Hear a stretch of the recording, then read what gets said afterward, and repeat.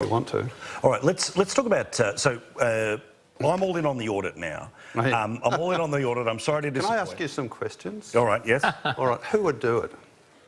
I don't know. Okay, that's one.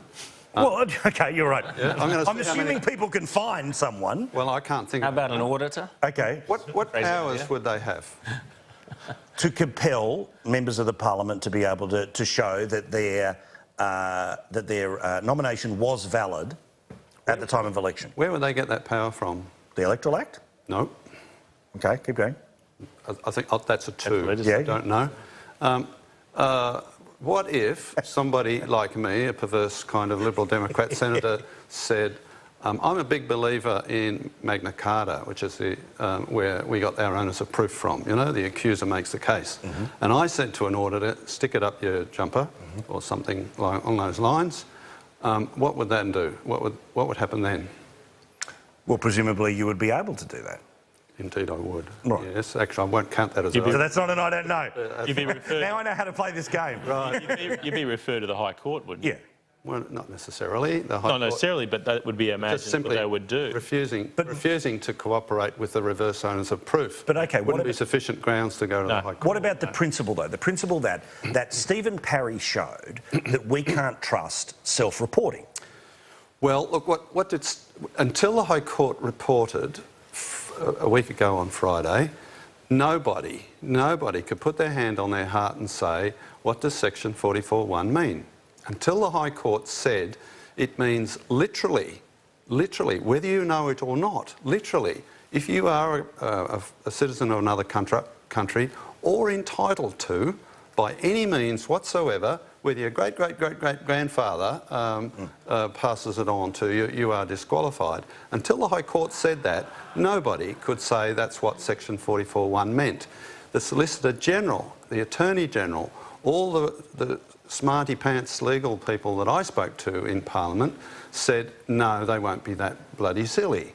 They will say Section 44 should be interpreted as a disqualification if you have a dual allegiance. So not knowing about something, inheriting something, couldn't possibly put you in a conflict of dual allegiance. That's almost certainly, I practically guarantee, that's what was meant when it was written. But when Stephen Parry says to Mitch Fifield in August, so he had a chance to be one of the 7, he could have been the 8th. Right. He instead went, look, I'll just keep my head down, I'll lock the door, I'll stay in the Senate President's courtyard and hopefully nobody will see me. Rowan, that's my issue here, where look, the Senator is right about the instrumentalities, about the how to get there. I don't know. But that's the difference between being the person in the Parliament and the person talking about it. But the principle is, I don't trust the self-reporting system anymore. Yeah, of course. And David, you talk about who would do the auditing, but you speak to any small business person in Australia, they are audited. Their business will be audited at some point in time. There is no presumption of innocence there whatsoever. They are audited to find out that they're adhering to the law. Now that we know what the law is, now that we know that parliamentarians are prepared to be slightly subversive about their allegiance to that law, what's wrong with an auditor? Well, the High Court has given what the rule is now. They've given the direction. Right? We know what the decision is, you know what they have to do. I find this whole thing incredible. As a Senate candidate, I think it was in 2010, I went through all this process. Now, my great-grandfather, he came from Ireland, both sides, and we had all that stuff. But we still made sure. We did all these double checks, right? Then there were people, and there was other senators, which I know, who are in the Senate now, who had a similar problem, and they said, right, and they wrote to embassies, they spoke, and they made sure it was done. And this was a standard thing in the New South Wales Labor Party. This wasn't a new thing, right? The fact that the other major parties hadn't done it is unbelievable. But now that there's a test, now the High Court has said this is how it's done, this is what it means, the parties should all be stepping up and getting it sorted out. Well, in retrospect, what the Labor Party used to do was very wise, but all the wise birds were saying before the High Court brought down its decision, no, that's not how the High Court will decide. Now, had they been right, and you know, everyone can be wise in retrospect, but had all the wise eagles that were saying, no, the High Court will read it down, interpret it the way it was originally written, all you could say about what the Labor Party did was it was precautionary but unnecessary.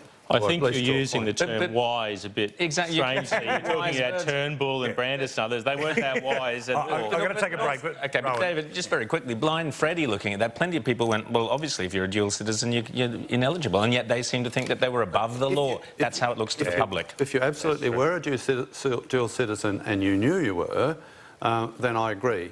But in the case of the 7, the only one who really I thought was gone no matter what was Malcolm Roberts. He knew it, denied it, did precious little about it. All the other ones, they either didn't know about it, they're really questionable whether they ever were going to be citizens of another Can country. you promise me next time you turn up on Channel 2 you do the I don't know game with them as well? Because I'm a friend and you're doing that to me. All right, quick break, back with more here on Paul Murray Live.